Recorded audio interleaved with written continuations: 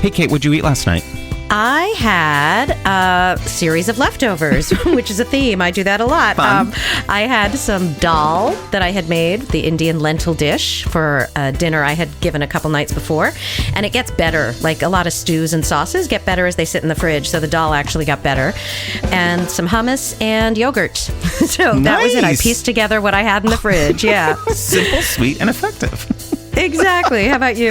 Oh, I got a new grill, so I wanted to test it out. So I basically grilled some halibut. It was super simple. I marinated it in lemon sauce and white wine with salt and pepper, let it sit for an hour, and that was it. Fried it up, grilled it up, and it was perfect. So tasty. Mm-hmm. Yum. Welcome to another episode of You Won't Believe What I Ate Last Night. I'm Rick Fiore. And I'm Kate DeVore. And this is our ongoing conversation about food, health, weight management, and our endeavor to be and stay healthy in a really tasty world. With love, kindness, and compassion towards ourselves and others. Happy New Year. Can you believe it? Happy New Year. Happy New Year. Hope you had a good holiday. This is our second year of the podcast. Can you believe it? I can believe it. It's a lot of work. It is. But on to business. Today, we are talking about energy, particularly the energy of other people and how to manage that energy as it comes at you. Yeah, so I'm going to ask you the diplomatic version of this question, Rick. Okay. Do you have people in your life whose energy challenges you? Nope, not me. I'm perfect. Everyone in my life is perfect. Well, I know you're perfect. Thank you. It's good to hear that. Yes. And, it's so funny because right before we recorded this episode, I went to the bank, which I have to do for work, and I have to deposit a lot of checks. And there's never anyone in the bank. I go in, I do my business, and I leave. Today I go in, and there's a line of 7 people, and I'm sort of in the middle, and the woman at the counter is taking forever. And the woman behind me was on her phone. There were 2 things going on. She was on her phone, talking so loud, so quickly, about, I couldn't even tell you what she was talking about. Something about her house and all the things that were wrong with her house. And it was so offensive to me. I just couldn't bear it because she wouldn't shut up. She wouldn't stop talking. And I kept trying to move away from her by move up the line. And she took that as a cue that the line was moving forward. So she just kept getting closer, closer to me. And my brain was ready to jump out of my head. And then the other thing going on is in the lobby, they have this little thing that just plays music all day long for some random reason that I don't really understand. And it was just blaring Christmas music at the same time. And I was like, help me, Obi-Wan Kenobi. You're my only hope. Help me. I was like, can you please just take your energy somewhere else? Yeah. And she was invading your space on a couple of levels, it sounds like, auditorily and also physically. Yes, exactly. And I was so exhausted because I was in there for 20 minutes, longer than I ever am. And I was just exhausted by the time I got out. Then I'm like, I have to go take a nap. How about you? Anyone challenge you energetically? Oh, Lord. Totally. I was thinking about the different kinds of energetic challenges that we face. So it seems like there's kind of a couple of main categories. So it feels like one of them is people that when you're around them, you end up feeling drained and exhausted. I think these people are often referred to as an energy vampire. Yes, they are. Yes, totally. Yeah, exactly. Because they just suck the energy out of you and you can almost feel it happening. Yeah. And then there's the people who throw their energy at you. They either just dump it on you or they poke you with it or you just feel it coming at you. Totally. And those are the people that are so proud about the energy they bring into a room, I find. They're just so happy about it.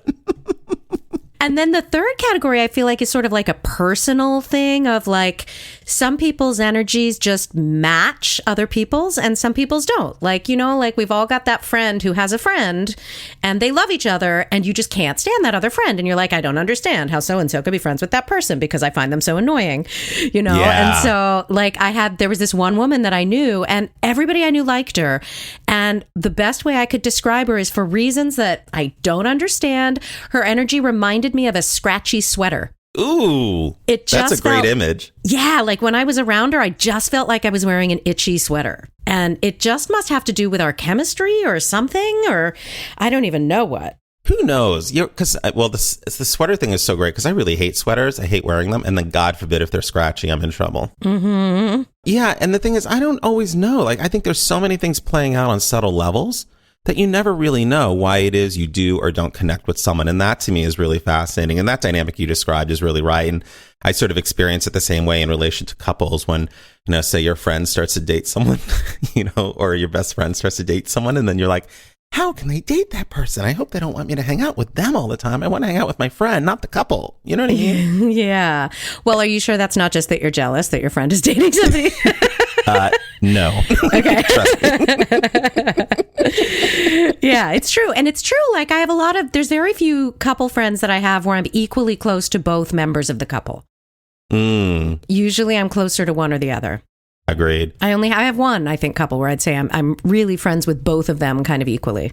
Yeah. And that's what that woman was doing to me in the bank. She was just draining whatever little energy I had from my body because she was just demanding, just like from a physical presence, she was just demanding so much of my attention and my processing skills in the moment. That's so interesting because I was thinking of it as her dumping her energy on you by being in your space, but the perception was different. But no, it makes sense. I hadn't thought about it from that perspective, but that makes total sense, right? She was requiring you to take her into account in your being in line. Right. I just couldn't stand in line with my checks waiting for my time at the cashier. Mm-hmm. And when we talk about energy, now's a good moment to talk about words have different definitions in different fields. So, for example, as a voice coach, I often use the word resonance. And the word resonance or resonator has different definitions. So if you're talking to a voice scientist and you talk about a resonator when it comes to voice, you're talking about a very specific physical structure in the body. Neat. Whereas from a voice coaching perspective, we talk about resonance as sympathetic vibration and setting bones into vibration. And they're both correct usages of the term, but they don't necessarily overlap. So there's different jargon. So obviously there are fields where energy is a very specific physical concrete construct. Right. And that's not what we're talking about. No. Here.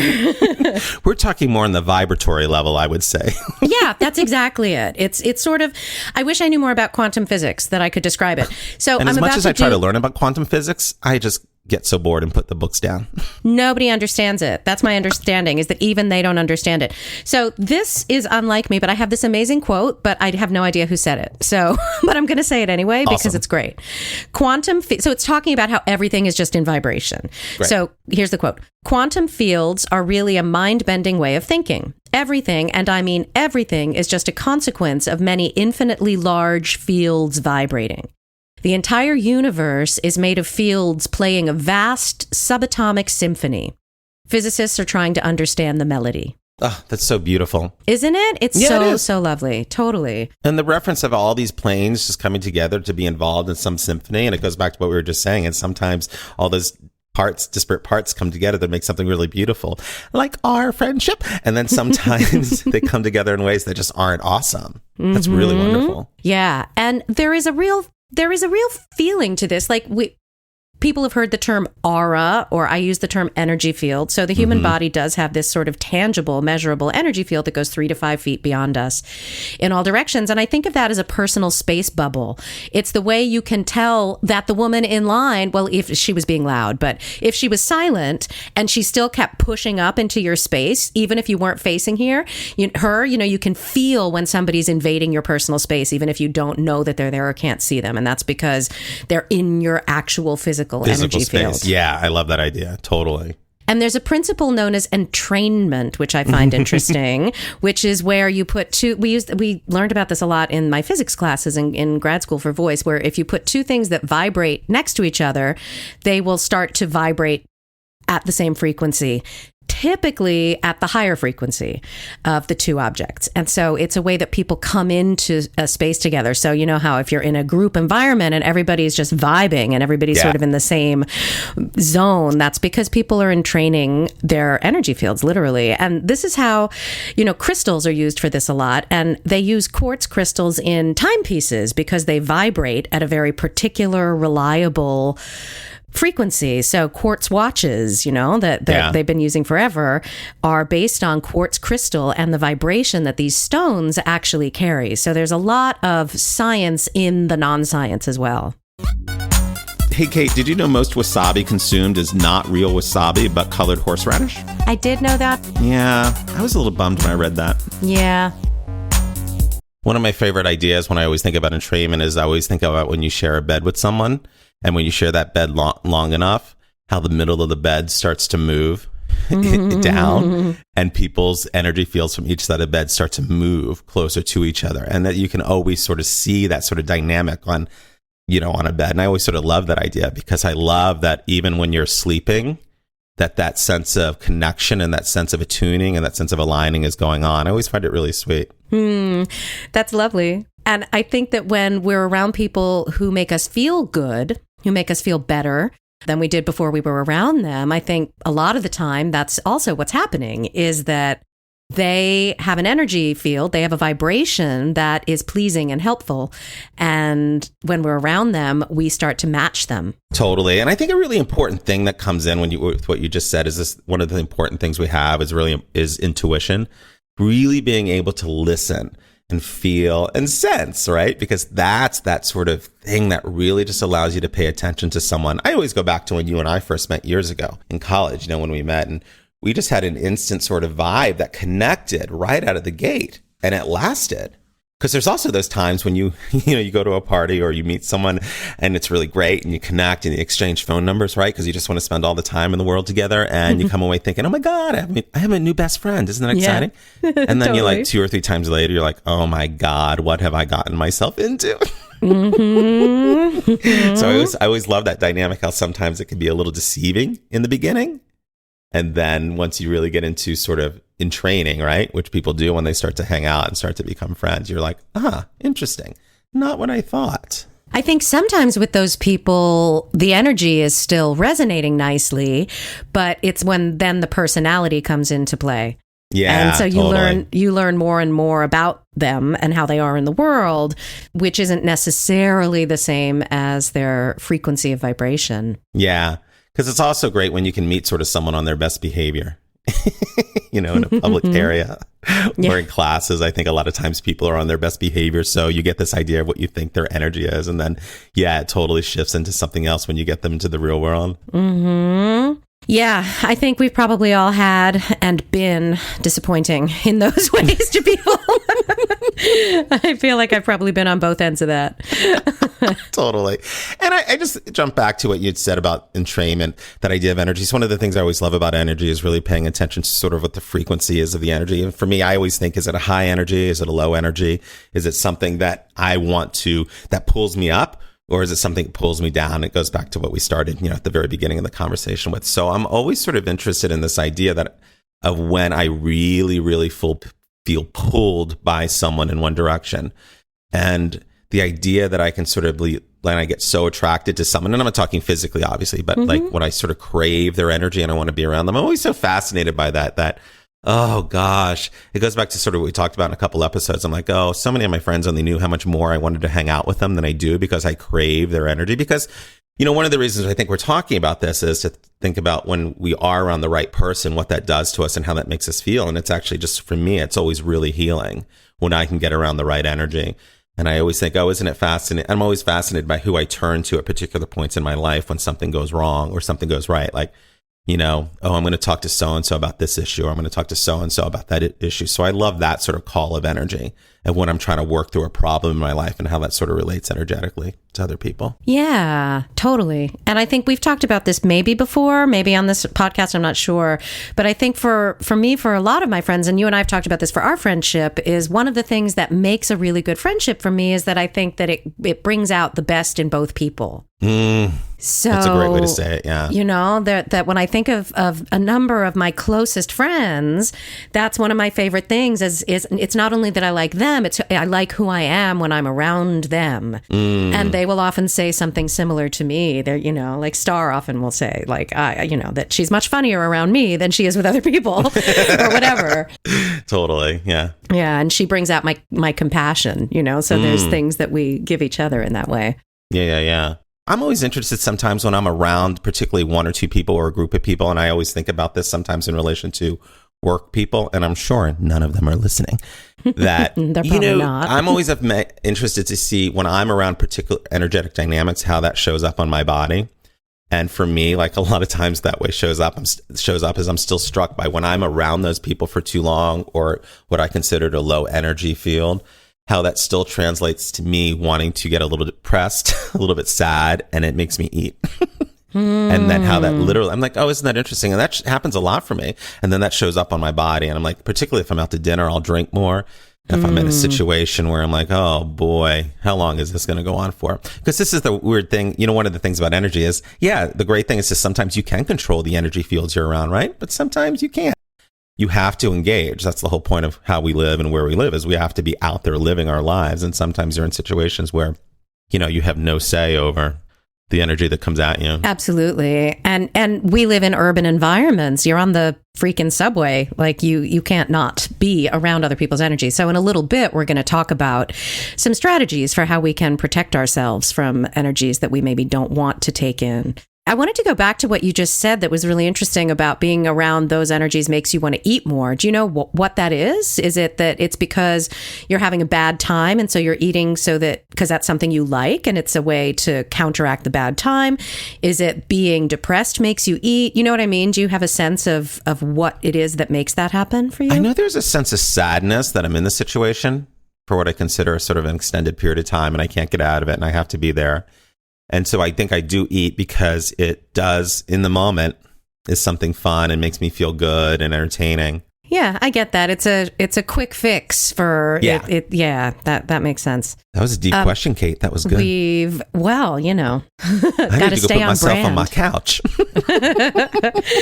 I wanted to mention one other thing about the frequencies. We've mentioned a couple of times high frequency, low frequency, so I want to talk about that. There's a general consensus, I think, among people who work with energy that the higher the frequency of vibration the higher frequencies are usually associated with feelings that we would consider to be positive. So happiness, joy, love, lightness, all of those things would be a higher frequency of vibration. And the more negative emotions, sadness, anger, darkness, feeling heavy and weighed down, being in a funk, any of that stuff would usually be a lower frequency vibration. And one of the explanations or descriptions of what happens with energy work is that if you do various things to raise the frequency of your personal vibration, then the energy that you're carrying around in your field, be it yours or someone else's that got stuck there, will drop away because it can't exist in the environment of the higher frequency of vibration. So creating a higher frequency will cause the lower frequency things to excuse themselves because they simply can't hang in there. And so it shakes them free. Excuse me while I leave this high vibrational field. That's right. Yeah. And ideally, they'll just go and be recycled into the earth instead of glomming onto somebody else. But you never know. Even though the earth needs a break sometimes, too. Yeah, that's a great thought. I love that idea a lot. So a lot of times I'm often thinking, like when I was thinking about that lady in the bank today, I was like, what could I have done differently in there? So I came away thinking, because it's so odd we had that I had that experience, and then we're recording this episode today. So I thought I could have said something I could have asked her to keep her voice down. I could have asked her to back up. I could have asked her to stop getting so close to me. I could have thought in the moment, I just wanted to shout, "Can't you be considerate of anyone else?" You also could have been passive aggressive and just gone like, and stuff like that. Totally. And just given her side eye. Totally. And just turn my shoulder to her. Right. Like turn and look at her and then go, and turn back around. And accidentally step backward a foot so that you have to hit her because she's standing so close to you. That's awesome. That's what I always want to do. Oh, totally. You know, I also think sometimes when I'm in work meetings, I'm actually really good about work meetings when they're going on and on. I'm getting better about ending them because I can't tolerate it. I'm like, this needs to end now. I have a 4-hour work meeting that was scheduled for tomorrow morning. And I literally said, why do we need 4 hours? I was like, can't we do it in an hour and a half? Yeah. So tomorrow's going to be a big practice for me, Kate. Hey, Rick, did you know that a 14-year study showed that diet soda drinkers were up to 60% more likely to develop type 2 diabetes than those who drank an equal amount of regular soda? Really? Even though a regular soda has all that sugar in it. I don't get that. I have no idea. Wow. I have no idea. I don't get it at all. I want to get Janice on that. Yeah, we will. Janice, you hear that? Make a note. This is a little bit random of a point, but I wanted to insert it here. I'm going to put this on the Facebook page too. There's this little article I saw about it that talks a little bit briefly, a reminder about the neuroscience behind positive and negative thinking and the energies associated with that. So the short story is, like, the punchline is whatever we do more of becomes a habit. So we tend to train ourselves to be negative. So if we're around negative people a lot, or people whose energy makes us feel negative, it's going to perpetuate that in other elements of our life unless we're conscious of it and do something to mitigate it. So like you said, we can't always avoid it. It's kind of like when I train stretches for voice work. When I was young, I used to think that the goal of doing stretches was that you wouldn't be tight anymore. Like, that was it. You'd be loose. And that's so cute that I used to think that. And so now I understand that it's more that you can identify tension and do something to change it.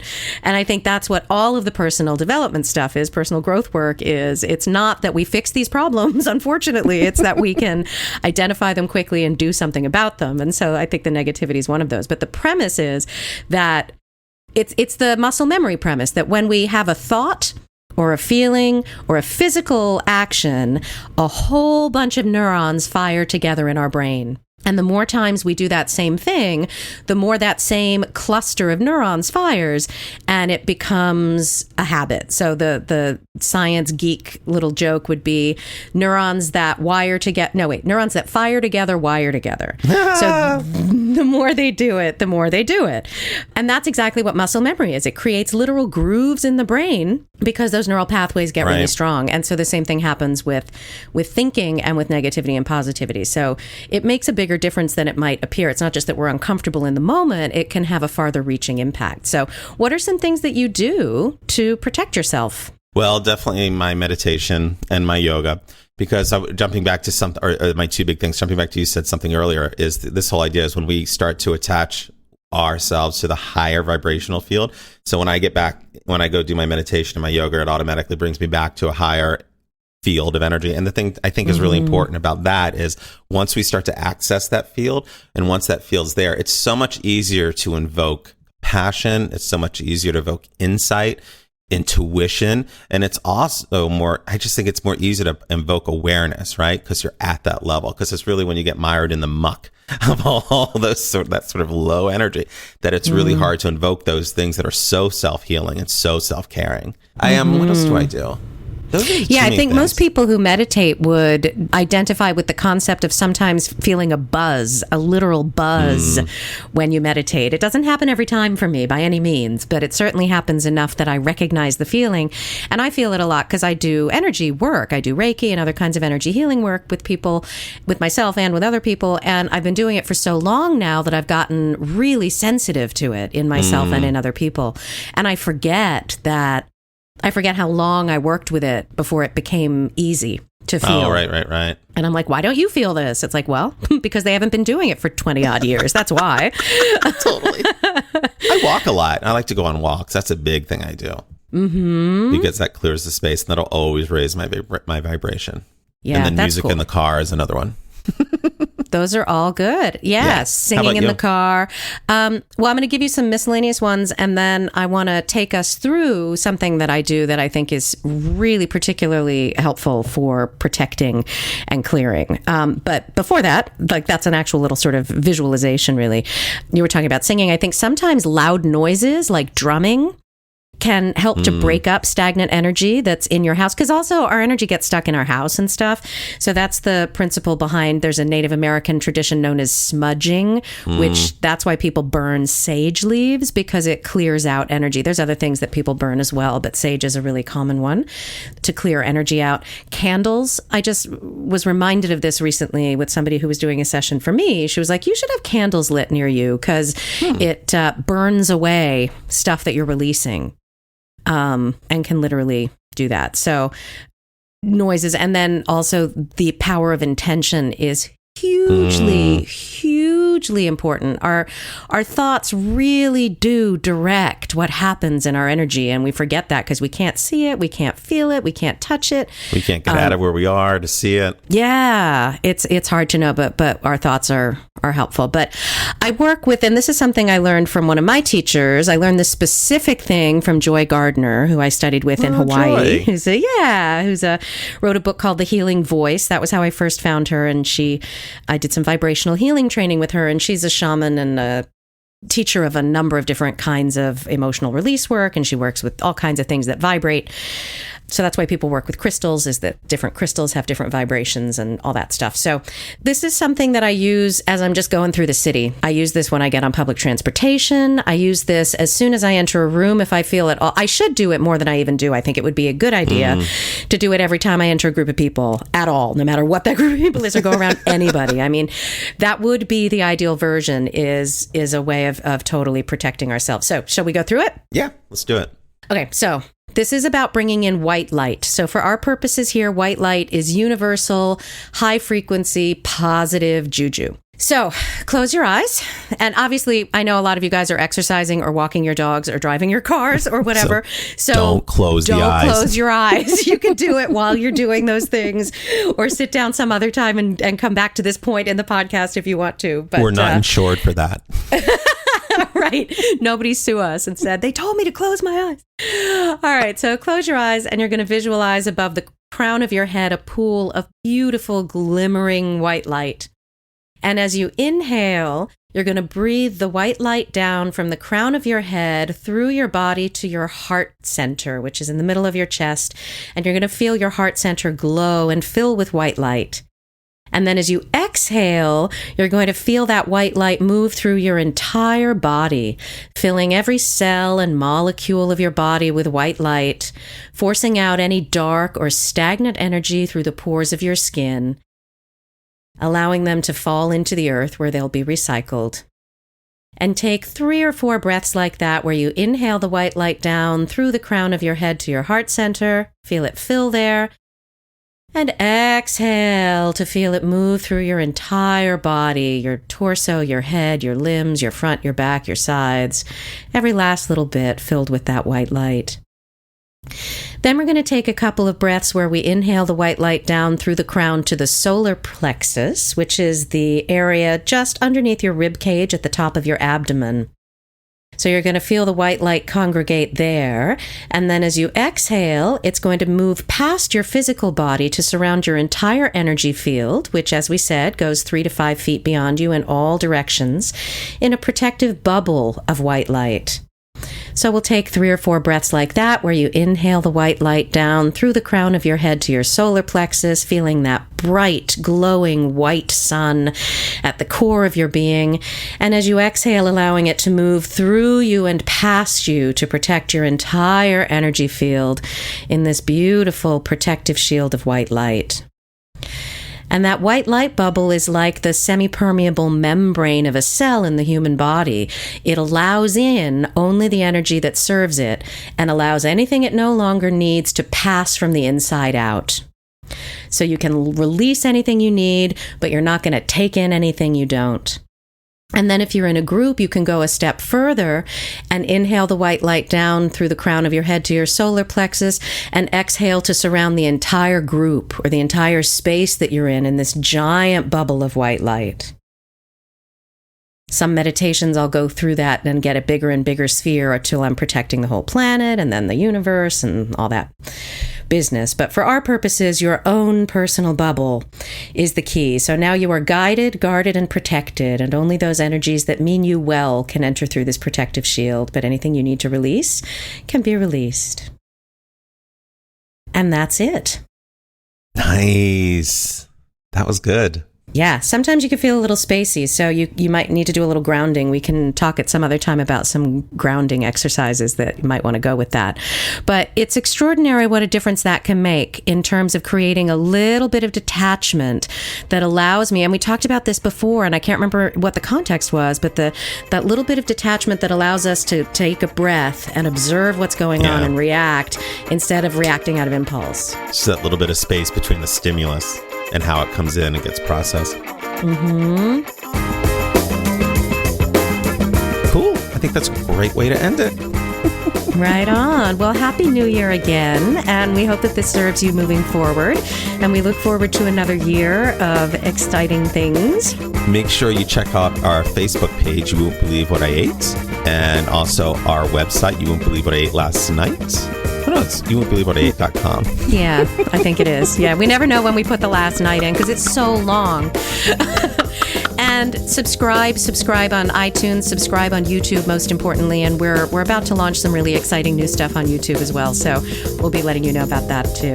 And we're also on SoundCloud. And as always, our podcast is supported by the generous support of people like yourself. So if you want to support the podcast, you can go to our webpage and there's a link for a PayPal account. So thanks for listening. Thank you.